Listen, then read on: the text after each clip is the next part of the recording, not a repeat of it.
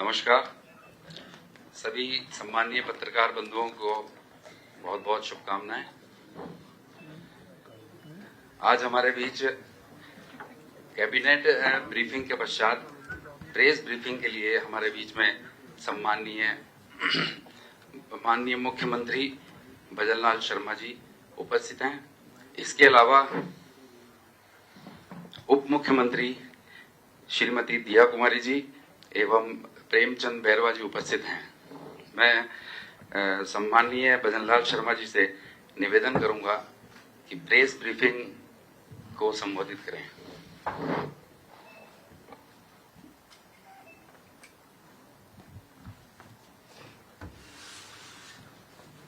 आप सभी को नमस्कार। आज जैसा कि आनंद जी ने बताया, आज हमारी कैबिनेट की बैठक थी। कुछ महत्वपूर्ण निर्णय उसमें हुए हैं, आपकी जानकारी में मैं देता हूं। मित्रों,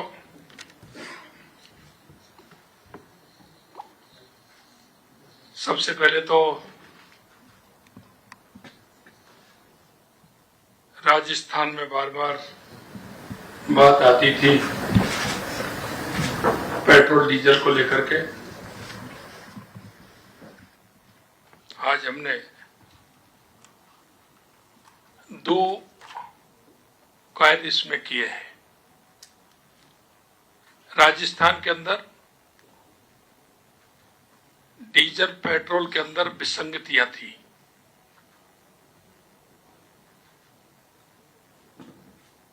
और विसंगतियां ये थी कि जयपुर जिला, उदयपुर जिला, जोधपुर जिला, बीकानेर, गंगानगर, इसमें रेट का बहुत बड़ा अंतर था।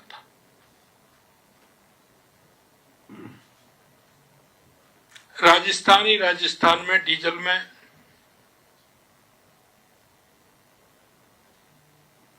लगभग 5 रुपये 28 पैसे का अंतर था और पेट्रोल में लगभग इतना ही अंतर था। ये विसंगति थी, किसी ने इसकी ओर ध्यान नहीं दिया। हमने उस विसंगति को भी दूर किया है और वेट की दर में 2% हमने कमी की है।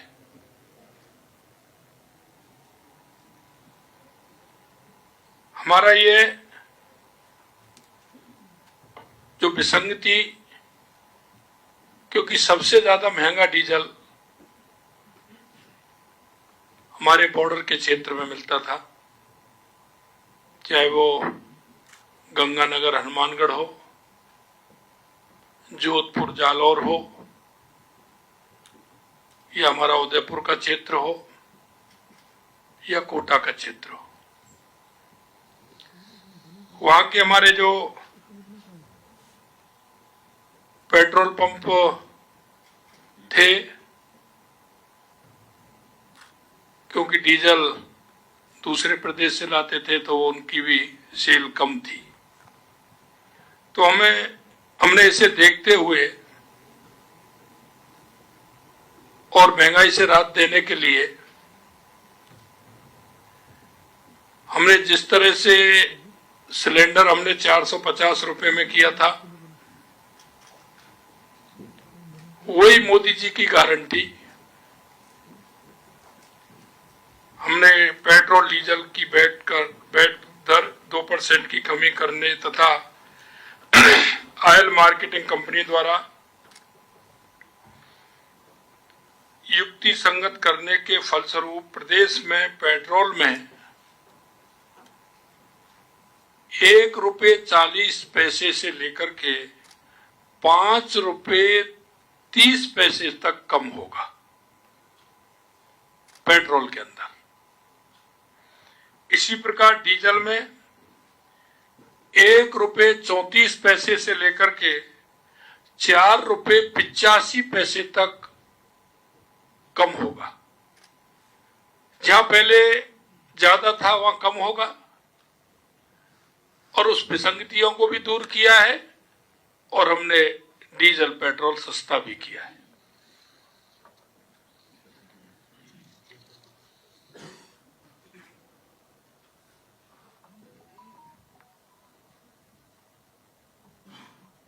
डीजल की और पेट्रोल की दोनों में हमने इसमें कम किया है। दूसरा मैं कहना चाहता हूं कि हमारी केंद्र सरकार के कर्मचारियों के अनुरूप हमने 4% महंगाई भत्ते की बढ़ोतरी की है। इसमें 1 जनवरी 2024 से 50% महंगाई भत्ता देय होगा। पूर्व में राज्य कर्मचारी एवं पेंशनर को 46% महंगाई भत्ता दिया जा रहा था, हमने 4% बढ़ा करके इसको 50% किया है। हमारे इस निर्णय का लाभ लगभग 8 लाख कर्मचारियों एवं 4,40,000 पेंशनर्स को मिलेगा। बढ़े हुए महंगाई भत्ते का लाभ राज्य कर्मचारी व पेंशनर्स के अतिरिक्त पंचायत समिति तथा जिला परिषद के कर्मचारियों को भी देय होगा। इस क्रम में कर्मचारियों को वेतन माह मार्च 2024 देय अप्रैल 2024 से बढ़े हुए महंगाई भत्ते का नकद भुगतान किया जाएगा तथा दिनांक 1/1/24 से 29/2/24 की राशि संबंधित कर्मचारियों के सामान्य प्रावधायी निधि, सामान्य प्रावधायी निधि 2004, सामान्य प्रावधायी निधि SAV खाते में जमा की जाएगी। राज्य कर्मचारियों को संबल देने के लिए राज्य सरकार इस बढ़ोतरी पर सालाना करीब 1640 करोड़ रुपए का इस पर व्यय आएगा। इसी तरह से डीजल में हमारा जो है कल 15 तारीख से सुबह 6 बजे पेट्रोल डीजल की रेट कम हो जाएगी और इसका लगभग 1500 करोड़ रुपए का भार राज्य सरकार पर आएगा। मित्रों, अगर मैं बात करूं 3 महीने की, तो आपने देखा होगा 3 महीने के अंदर लगातार पेपर लीक के मामलों को त्वरित जांच करने के लिए, दोषियों के खिलाफ सख्त कार्रवाई करने के लिए राज्य सरकार ने जो जनता के बीच में वायदा किया था और आपके सामने मैंने यहां से ही बैठ करके 16 दिसंबर को SIT के गठन की घोषणा आपके सामने यही मैंने की थी। उस SIT ने जिस तरह से काम किया है वो आपके सामने है। परीक्षाओं में कुल 13 प्रकरणों में पेपर लीक की जांच की जा रही है तथा गठन से लेकर अब तक लगभग 63 आरोपियों को गिरफ्तार किया है।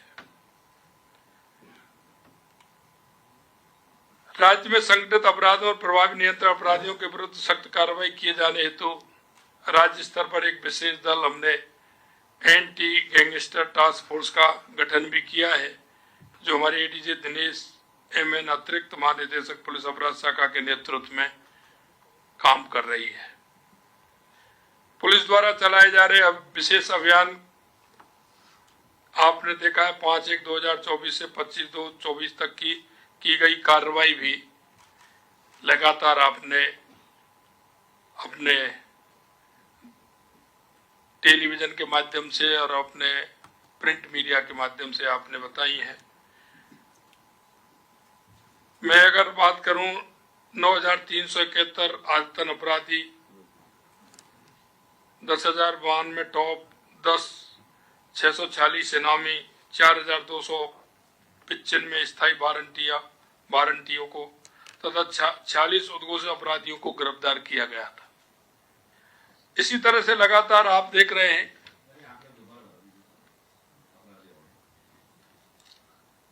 9,371 आयतन अपराधी, 1,092 टॉप 10, 646 इनामी, 4,295 स्थायी वारंटी है और 46 उद्घोषित अपराधियों को गिरफ्तार किया। अवैध बजरी खनन के 602 प्रकरण दर्ज कर 420 व्यक्तियों को गिरफ्तार किया एवं 45,893 टन अवैध बजरी जब्त की गई। अवैध शराब के 3118 प्रकरण दर्ज किए, 2921 व्यक्तियों को गिरफ्तार एवं 2.40 लाख लीटर अवैध शराब जब्त की गई। इसी तरह मादक पदार्थों के विरुद्ध 619 प्रकरण दर्ज कर 732 व्यक्तियों को गिरफ्तार किया, 57.51 करोड़ रुपए के मादक पदार्थ जब्त किए। अवैध आग्नेय अस्त्रों के विरुद्ध 239 प्रकरण दर्ज किए, 312 व्यक्तियों को गिरफ्तार किया गया, 306 अवैध आग्नेयास्त्र और 821 अवैध कारतूस बरामद किए। सभी पुलिस स्टेशनों में महिला डेस्क स्थापित करने के क्रम में शेष रहे 174 पुलिस थानों में भी महिला डेस्क की स्थापना कर महिला पुलिस कर्मियों की नियुक्ति की जा चुकी है। यही नहीं मित्रों, बीट सिस्टम है, उसको भी हमने प्रभारी बनाया है। उसको प्रभावी बनाने के लिए हमने साधन संसाधन की बात हमने उनसे कही है। नवीनतम फोटोग्राफर को संकलित करते हुए अपराधियों को प्रोफाइल कर बीट सिस्टम को और अधिक प्रभावी बनाने का कार्य प्रारंभ किया है। इसके अलावा लगातार आप देख रहे हैं जिस तरह से ERCP की हमारी योजना हमने प्रभावी रूप से रखते हुए उसके काम प्रारंभ हुआ है। उसका स्टाफ भी हमने लगा दिया और हमारी जमीन अधिग्रहण की कार्रवाई भी प्रारंभ करने का हमें निर्देशित किया है। ये काम भी हमारा आगे बढ़ा है। जैसा कि आपको पता है, उक्त लिंक परियोजना के द्वारा राजस्थान में पेयजल उद्योग हेतु जल राज्य में 13 जिले मानी 21 जिले वर्तमान के, उनको पीने का पानी भी मिलेगा और 2,80,000 हेक्टेयर सिंचाई का भी, और हमारे बीच में रास्ते में पड़ने वाले बांधों को भी उससे भराया जाएगा।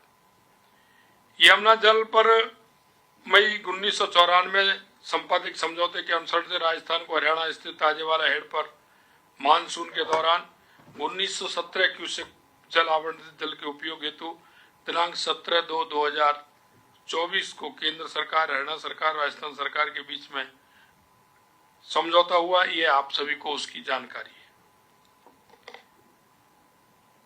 सड़कों की हम अगर बात करें तो आरओबी और सेतु बंधन के लिए केंद्र सरकार ने CRIF के तहत 972 करोड़ रुपए का अनुमोदन प्राप्त किया है।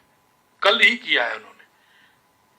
ये कल ही 972 करोड़ रुपए का अनुमोदन हमें प्राप्त हुआ है। राष्ट्रीय राजमार्गों की लागत राशि 840 करोड़ की स्वीकृति एवं निविदा जारी की गई है। वित्तीय प्रोत्साहन योजना के तहत पिछले 8 माह से लंबित 883 किलोमीटर के 297 कार्य राशि 119.77 करोड़ रुपए की स्वीकृति वर्तमान सरकार के प्रयासों से दिनांक 21/2/2024 को जारी की गई थी। मित्रों, मैं कहना चाहता हूं कि हमने हर विधानसभा के अंदर 5 करोड़ रुपए की सड़कों के निर्माण के लिए हमने स्वीकृति प्रदान की है। हर विधानसभा में 5 करोड़ रुपए की सड़कों की स्वीकृति हमने प्रदान की है। यही नहीं, 3 करोड़ रुपए की राशि हमने अस्पताल, विद्यालय, सामुदाय भवन, इस तरह के जो कार्य हैं, पशु औषधालय, इसके लिए हमने 3 करोड़ रुपए, जहां जर्जर हैं, बना हुआ नहीं है, उसके लिए हर विधानसभा में हमने 3-3 करोड़ रुपए आवंटित किए, उनकी भी हमने स्वीकृति राशि की है। आप देख रहे हैं जिस तरह से बिजली के क्षेत्र में हमने 1,60,000 करोड़ का MOU किया है। उसके अलावा आज भी हमने 65,000 करोड़ रुपए का हमने बिजली के अंदर काम किया, यानी कि 2.25 लाख करोड़ रुपए का हमने काम किया है। इसका 3 साल बाद राजस्थान, हम कह सकते हैं कि बिजली के क्षेत्र में सरप्लस होगा। हम बिजली खरीदने वाले नहीं, हम बिजली बेचने वाले हमारा राजस्थान होगा। हमारी बिजली की पूरी आपूर्ति भी होगी और हम किसी दूसरे प्रदेश को बिजली दे भी सकेंगे। हम बिजली के क्षेत्र में आत्मनिर्भर होंगे। आपने देखा होगा क्षेत्र माध्यम बनाने एवं राजस्थान राज्य विद्युत उत्पादन निगम के तंत्र को सुदृढ़ करने के लिए माननीय मुख्यमंत्री राजस्थान, माननीय केंद्रीय कोयला मंत्री भारत सरकार, माननीय केंद्रीय ऊर्जा मंत्री भारत सरकार की उपस्थिति में Rajasthan Rajya Vidyut Utpadan Nigam limited, NTPC limited, NTPC green energy limited, coal India limited एवं NLC इंडिया लिमिटेड के मध्य दिनांक 10/3/2024 को 3325 मेगावाट की थर्मल परियोजनाएं एवं 28,500 मेगावाट की अक्षय ऊर्जा परियोजना संयुक्त उपक्रम के तहत स्थापित करने के लिए MOU किया गया था। पावर ग्रिड कॉरपोरेशन के साथ राज्य में प्रसारण तंत्र को सुदृढ़ एवं विकसित करने के लिए संयुक्त उपक्रम में 26.74 शेयर धारिता के अनुपात में स्थापना हेतु MOU किया गया, जिसके तहत 10,000 करोड़ रुपए का निवेश होगा। राजस्थान ऊर्जा विकास निगम एवं SJVN के मध्य 600 मेगावाट सौर ऊर्जा परियोजना से बिजली की आपूर्ति के लिए पावर परचेज एग्रीमेंट पर हस्ताक्षर किए गए। इसमें 100 मेगावाट ट्रैफिक आधारित निविदा प्रक्रिया के तहत 2.62 पैसे प्रति यूनिट तथा 500 मेगावाट MNRI की CPSU स्कीम के तहत 2.57 पैसे प्रति यूनिट की दर से 25 वर्ष के लिए विद्युत आपूर्ति की जाएगी। इसमें हमने रेट भी निर्धारित की है और ये रेट 1 दिन के लिए नहीं, 2 दिन के लिए नहीं, यह 25 साल के लिए है। क्योंकि आने वाले समय में आप सभी समझते हैं कि ऊर्जा की कितनी आवश्यकता रहेगी। उसे देखते हुए, जैसा कि मैंने पहले दिन आपको कहा था, हमारी सरकार योजना बनाते समय इस बात का ध्यान रखेगी कि वो योजना लंबे समय के लिए हो। आने वाले 20 साल, 25 साल के लिए हमारी, 30 साल के लिए हमारी योजना हो। अगर हम लंबी योजना बनाएंगे, उसे आगे देखते हुए बनाएंगे, तो वो योजना की लागत कम होगी और हमारा फायदा उसको लंबे समय तक मिलेगा। हमारी सोच हमारे राजस्थान को विकसित राजस्थान बनाना है। हमारी सोच हमें हर क्षेत्र में राजस्थान को अग्रणी राजस्थान बनाना है।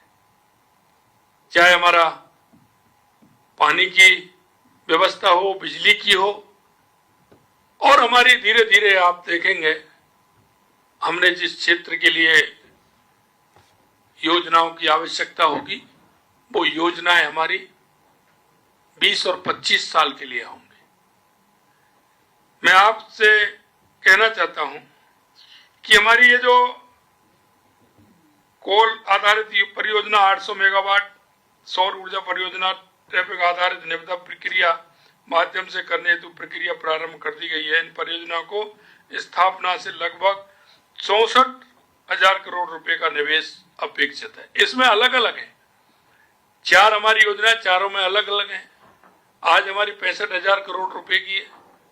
इन सभी को मिलाकर के मैं आपसे कहना चाहता हूं कि इन योजनाओं को हमने जिस तरह से निर्धारित किया है, आज भी हमने जो एक योजना हमारी है उसको भी हमने 65,000 करोड़ रुपए की योजना बिजली की, एनर्जी की जो दी है, इन दोनों को मिलाकर के हमारी योजना काफी बड़ी योजना हमारी होती है, जो आगे हमारा 25 साल तक हमारा इन पर काम चलेगा। आपने देखा होगा, हमने किसानों के लिए जैसा हमने कहा और हमारे वायदे में जो हमने आपसे बात रखी कि किसानों के लिए हमने किसान सम्मान निधि देने का काम हमने किया है, और 100 दिन की कार्य योजना में भी हमने जिस तरह के कार्य किए हैं वो सभी कार्य आपके सामने आपको मिलेंगे।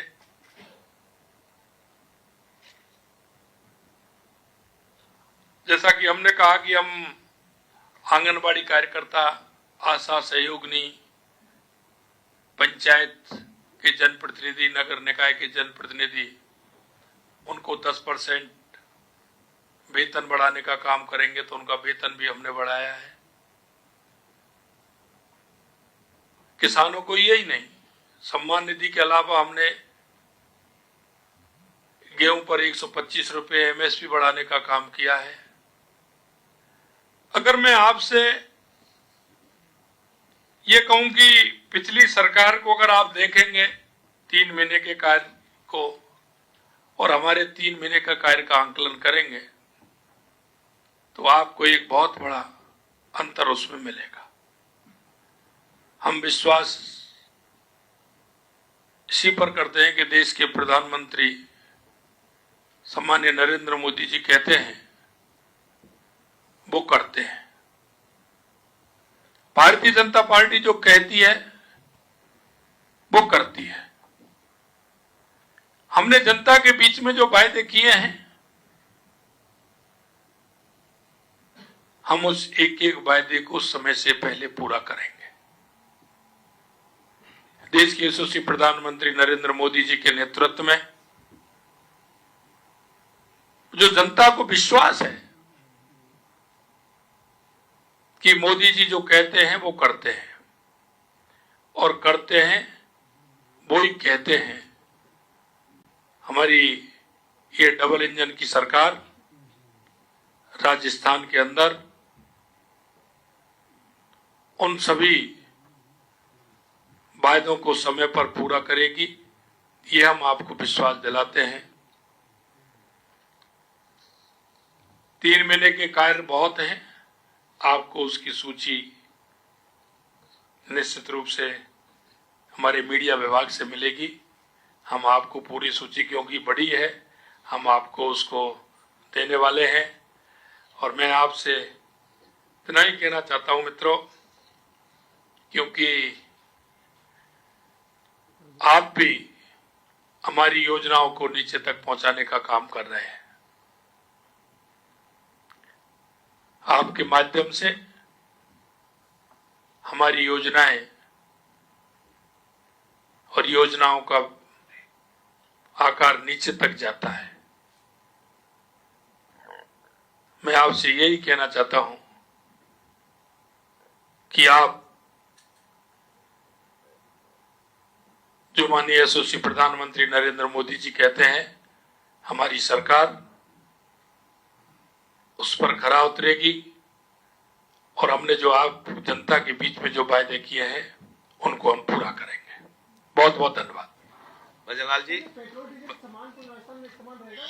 एक मिनट। बहुत बहुत धन्यवाद सम्माननीय मुख्यमंत्री जी एवं उप मुख्यमंत्री जी, बहुत बहुत धन्यवाद, आपका आभार। मैं सभी पत्रकार बंधुओं को निवेदन करता हूं कि जो प्रेस नोट और वो है वो डिजिटल माध्यम से आपको भेज दिए जाएंगे। प्रेस ब्रीफिंग यहीं समाप्त होती है। धन्यवाद। आप सभी स्वल्पाहार पर आमंत्रित हैं।